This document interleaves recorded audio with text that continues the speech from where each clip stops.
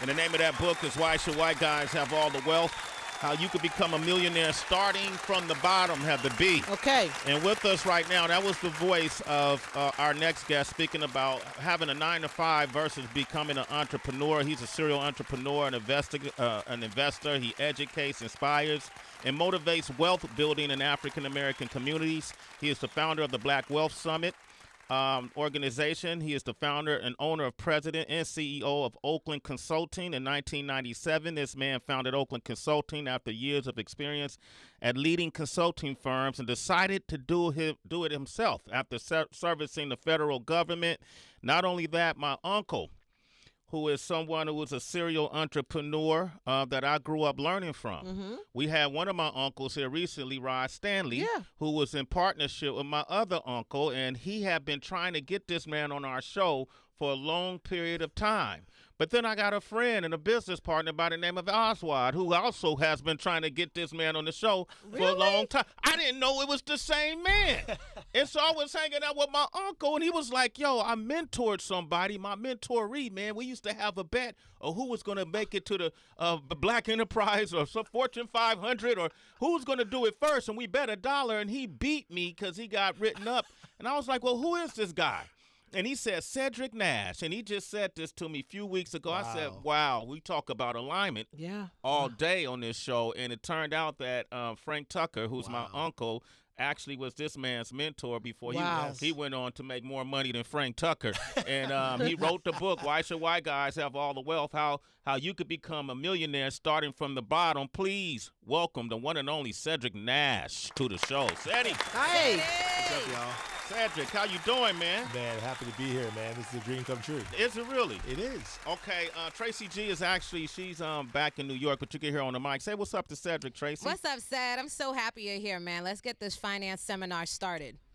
Okay. Let's do it. So what we're going to do a first part today for a few minutes. Now, listen, citizens, I want to open up the phone lines. A lot of times we sometimes we live with ceilings when it comes to finances. A lot of it has to do with a lack of education. I don't think we're educated properly when it comes to finance. In this country, we have a tragic wealth gap between the African-American community and other communities, and it's only predicted to get even worse by the year 2050. And we have to reverse that because we are the largest group of consumers and spenders in this country, but we're not spending in the right areas to help elevate our communities. And this is what Cedric is here to talk about today. If you make a moderate income, how do you create supplemental income streams? How do you create investments? How do you take your moderate income and become a millionaire? How does that happen? So if you're interested in increasing your income, your revenue streams, and you don't think you're able to, call up now, 888-742-3345. Cedric, my first question to you is, how do you define wealth? Wealth is really assets. And what happens is often in the African-American community, we measure wealth by our income and our lifestyle, not by our assets. So if you look at people who have wealth, they own assets, and assets have a way of constantly appreciating, and the great assets generate income. I'm talking about like apartment buildings. Okay. Stocks create income too. If you invest in dividend stocks, I have a guy that works for me that he laughs because I pay him over $180,000 a year plus bonus. He gets close to $300,000, but he was a consultant for a large firm before he worked for me. He gets more dividend income than what I pay for him in his own salary. And so the whole point is that in my book, I have this investment ladder, and it talks about how you become a millionaire starting with zero, starting with just a paycheck. And you start with investing in securities, the stock market, and you build that up until you have enough capital to invest in real estate. And then eventually entrepreneurship, if you're interested, and then private equity.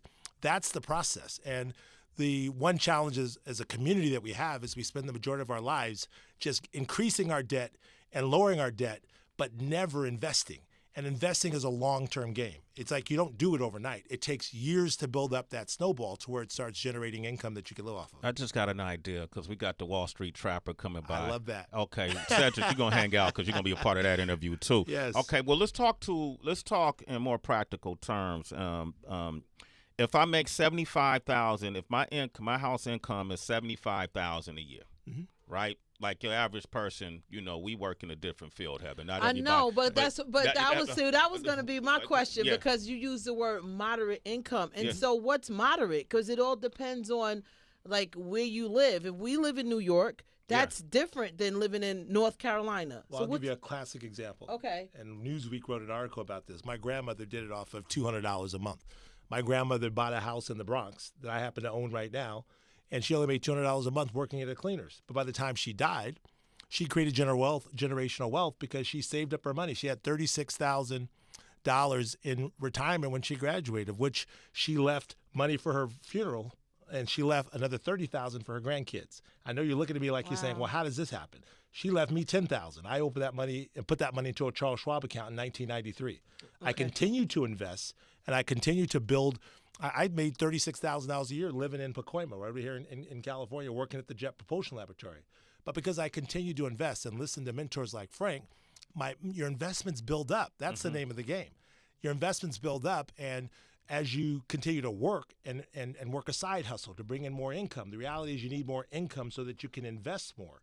A lot of people are living paycheck to paycheck. They have no room, so they have to have a side hustle, freelance, or do whatever. Part of the name of the game in my book, I talk about having a millionaire mindset. Grit is part of that mindset, and you have to be willing to put more effort in to get more income. That additional income, you can't go out and ball hard and buy Gucci and stuff. You got to go and buy LVMH, the stock LVMH, not Louis Vuitton. So those investments over time is what makes us rich. One of the challenges that you mentioned was that our community is so hooked on celebrityism, and we're so busy following celebrityism and duplicating how they look, but we can't afford it. We don't make that kind of money. Yes. So celebrities come and tell us that, I heard Shaq talk about, I buy brands. Most people can't afford to do that. Okay. They have to build wealth like I did from my paycheck. And what I did is I increased my income. I started a business. I invested in real estate. And I turned that $10,000 that my grandmother gave me into millions. Let's talk about mindset then, because that's a very key component in this, is how you elevate or change or rewire or reprogram your mindset. How do you expedite that? How do you expedite the learning curve to people to get them to get into that right frame of mind? A lot of us don't trust putting our money in investments. How do you make them comfortable doing that? Well, the reality is it's not fast. Yeah. It's like, I say this all the time, becoming a millionaire is not hard, it's just slow. And the reality is that it's slow because it takes time for you to shift your mindset. And your mindset is ever evolving. Your mindset is your preconceived ideas and practices that are often taught by other people. A quick example is how many black people did not invest in multifamily property because some older gentleman says, don't do that. All these people do is tear up your property. And all they're going to do is leave you with a headache. Now, you tell Mr. Schwartz that, or you tell Mr. Bernstein that, and he'll laugh in your face. He'll say, that's a good problem. Give me that kind of problem, right? Because I'll just fix it up, patch it up, increase the rent, and keep it moving. So that kept a lot of African Americans out of multifamily properties. It didn't keep me out of it because they didn't want to deal with being a landlord. That's part of the process. That's part of the mindset. You've got to have that willingness to do the work and to be patient long enough for that work to prove itself out. And that's what we are missing. And now everybody wants multifamily properties. But now if you look at cap rates on multifamily properties, they're all-time high, and you're paying a premium to get them. Speaking to that, in your book, you talk about a method you call value and behavioral transformation, right? And that's part of the tools, right? Specific tools you can use to change your mindset. Are there books as well? And what does that mean? Value. There's a 4-step process to changing your mindset. The first step is you have to change your environment. Right, a lot of times what we do is centered around the people that we hang with, right? You know the old saying, show me your friends, I'll show you your future. Yeah. If you want to soar like eagles, you can't hang with turkeys. Yeah. So a lot of times we're hanging around people and they're shaping our mindset in the wrong way. So the first step is to find a group of millionaire mentors or people that are going in the right direction that you're learning from. Now, you can't cut off your family and your friends that are causing you to spend, but you got to sprinkle in the right kind of people.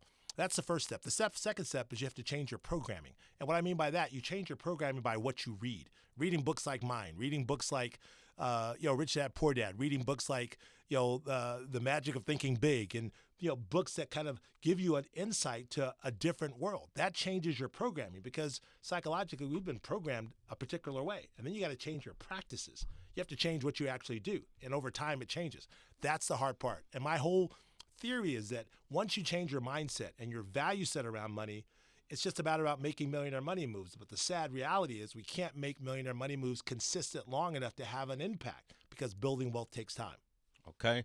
Tracy G, you want to jump in? Absolutely, Cedric. Thank you. I'm on board of everything that you're saying. Give us the definition or the difference between being wealthy and being rich. Right. Well, I have my book, 7 Layers of Wealth. And the reason why I do that is because it's very clear. It's actually 6 levels to have a very specific destination. So the first destination could be financially independent. And that's where your income that you get from either retirement or whatever covers your lifestyle. And then there's what I call there's financially comfortable. That's where you're on track to retire by 65 with a comfortable lifestyle and not having to work. Then there's what I call a millionaire. A millionaire is just having a net worth where the sum of your assets minus the sum of your liabilities equal $1 million. And then there's what I consider being rich. And being rich is what I say in my definition is that you have to have $5 million in net worth, $1 million of liquid capital, and that's where rich starts, right? And your assets are covering your lifestyle. And then it goes from there to what I call ultra rich. And ultra rich is where you have $100 million in net worth, at least $10 million in liquid capital, and obviously you're financially independent. And then the final step is a billionaire status. The reason why I define these in my book. Let's have this status. Billy talk, baby. But the reason why I define these is that my book is about taking you on a journey, identifying where you currently are, identifying where you want to go, and then creating a plan to actually get there step by step. And so what's lacking, I believe, in financial literacy is this continuum of moving you from your current state to an ideal future state. But I can't get you to a future state until you actually define it. And that's the steps I take people through in my book. And if you read this book, Heather, he'll also it's a chart in there to teach you how to determine what your net worth is. And right? that's what I wanted to talk about, because when Sway started off with the 75,000 and or was to be determined as a moderate income, maybe someone is listening right now is like, I wish I made $75,000 a year. How do I get to where Cedric is talking about and I only make $35,000? My paycheck every week is $450. How do I start to get to that place? What do I save every week at $450 a week? What do I do? That's I think the language makes sense to a certain group of people, but there's so many people you may sound scary to right now. It's like, what the hell is he talking about? Yeah, well, I love that you said that. And my book is a very practical book. And the name of the game of my book is you've got to get your income up, so no matter where you are. And I give you tools about how do you increase your income in your main hustle, which is your job. How do you increase your income in a side hustle, right? Everybody needs a side hustle. I was an entrepreneur for 25 years. My company does about $90 million in revenue. I still had a side hustle. You know what it was? I was investing in multifamily properties. Why? I didn't think my business was going to last. So while I'm running, trying to get contracts, I'm also dealing with tenants and evictions and construction and the whole 9 yards. That's the part of the job. You got to be willing to work your butt off. And Sway, you know this more than anybody. There's no one. I don't care if you're a rapper, if you're a ball player, if you're an entertainer or whatever, you are working your butt off for that money. There's a reason why. That's part of the game that people have to understand and accept in their mindset. But the name of the game is in this technological world, there's always a way to make more money. I mean, when I was a kid, I used to get my hair braided for $5 or $10. Now people charge $300 to braid hair. That's true. There are sisters that braid hair that were just around the way. I own salon suites. So I got ladies in there making mad money, working in a salon suite, even on a weekend, and working a government job Monday through Friday. You have to be creative. And not only that, there's just so many ways that you can make money just sitting at your home. People doing social media, people doing videography work. They're making loads of money. The problem is not income, especially as a community earning $1.8 trillion in income. Yeah. The black community, 9th largest GDP in the country, in the world, basically. The problem is not income. The problem is mindset, right? The problem is being creative enough and making the right sacrifices and what we're doing with that money. Yeah. You got to invest it. You got to invest every month, every paycheck for the rest of your life. That's how you get there. This is Cedric Nash. I'm going to take 1 or 2 calls, and then we're going to have the Wall Street Trapper come up. And we're going to pair these two guys together. Okay. All right? I like how that's going to work right there. The book is called Why Should White Guys Have All the Wealth? And how you become a millionaire starting from the bottom. Why did you title this book that? Oh, man. Reginald Lewis created a book, Why Should White Guys Have All the Fun? I read that book way back before he died, and I loved that book. And he showed us what was possible as entrepreneurs in business. And so I wanted to show our community what was possible by the ways of wealth. But I was having a conversation with my friend, And I was on a rant talking about why should only white people be getting rich in America? And it feels that way. Mm-hmm. And so I was like, ooh, maybe I should make that the title of my book. But I kind of backed off of it because touching that book is almost like trying to sing behind Whitney Houston, the national anthem, right? You kind of almost got to leave it alone. Yeah, leave it alone. Exactly, right? Yeah. But the whole point is it stuck so much, and everyone seemed to like the title, and I wanted something controversial. But it's really not about black or white. It's really about the fact that 84% of the wealth in this country is in white hands, and 4% is in black households. And it's about how to teach African Americans how to build wealth despite the odds. The odds are against us. Right? The government's not going to come and save us. We got to leverage that $1.8 trillion in spending power that we have and turn that into investment power. We have enough to have our own economy. Yeah. And, I'm not the only one who thought about that. Claude Anderson has been talking about that. Dr. Claude Anderson has been talking about that forever. Dr. Claude Anderson, yeah. All right. He's laid out the blueprint. The problem is the solution is an individual problem. We've got to focus our money moves or our money activities on building up our own collective net worth, because it's our assets and our net worth that we pass to the next generation. It's not our income and our lifestyle. We're putting more of our money or too much of our money in our lifestyle and our income and not in our assets. Cedric Nash is here. We got Arlen from Oklahoma on the line. Rise and shine. How you doing? You got a question? What up, Arlen? Hey. Hi, how Arlen. are you? Hey. Hi, How's it going? I'm great. blessed. Thank you for asking. I just purchased your book as I was listening to your guys' conversation. I'm eager to learn about it. I'm getting ready to retire from the military. Love it. And I'm getting ready to move. And I just purchased my second home, but I'm getting ready to take a couple of months off to, recoup before I get back into working. And I have a good bit of savings saved up, and I'm looking into investing some of that. But because of the way the market is going, I'm a little bit terrified about, putting some of my money. I am part African American, and I'm very proud of my culture.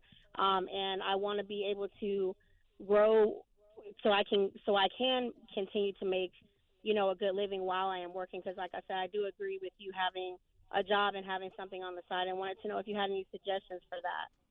I've got great suggestions for that. First of all, you have to invest every month. I don't care what the market's doing. I mean, and you have to understand what's your philosophy. I'm an investor, not a trader. So I know we're going to have the Wall Street Trapper here. We have a great debate about trading versus investing, but I'm a long-term investor. And so the reality is that if you go to Charles Schwab has a Charles Schwab starter kit for $50. You can open up an account. Okay. They'll give you $101.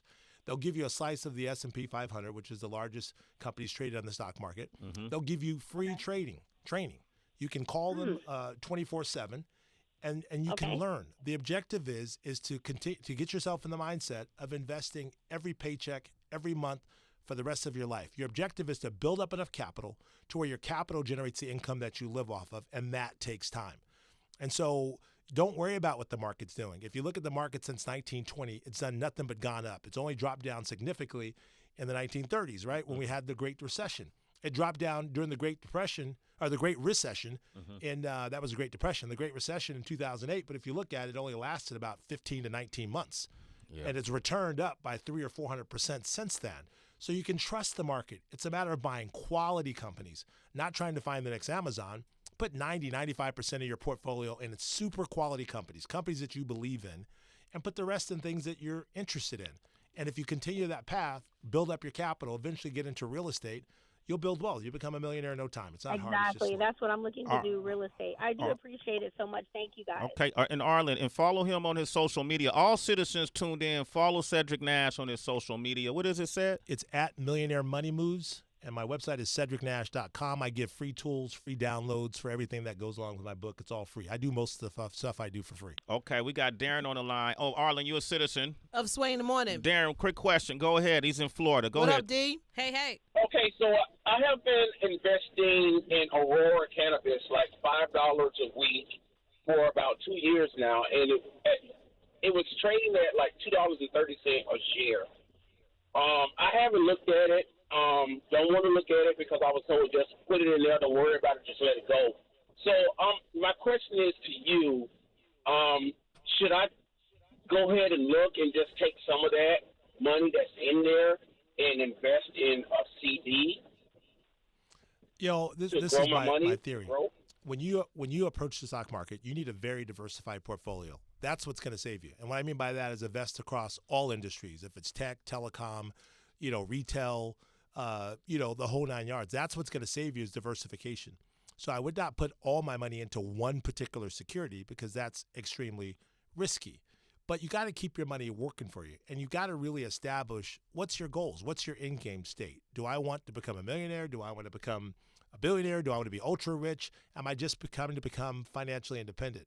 A lot of times we invest without having very clear goals, and then we're not sure what we should do. When your goals are clear, then your pathway of what you should do is very, very clear. So my thing is that cannabis in the state of Florida is really, really interesting because it is a limited license state. In other states, the value of cannabis has gone down significantly, like states in California, because it's unlimited. Anybody can open up a cannabis shop. So you have to really, and when I look at that, what I'm trying to say is that kind of investment is speculative. You don't really know what's going to happen. But if you invest in Clorox, and we know Clorox has been in Oakland forever, right? Yeah. They've been in business forever. Did you know that, Heather? Hater. Yo, Darren, thank you for your call. And Darren, buy the book. Why should white guys have all the wealth? How you could become a millionaire starting from the bottom, okay? You're a citizen, Darren. Of Sway in the Morning. All right, have a good day, bro. Okay, so we're going to continue this conversation. And listen, citizens, these phones stay lit up when we talk about Celebrity Wire. These phones stay lit up.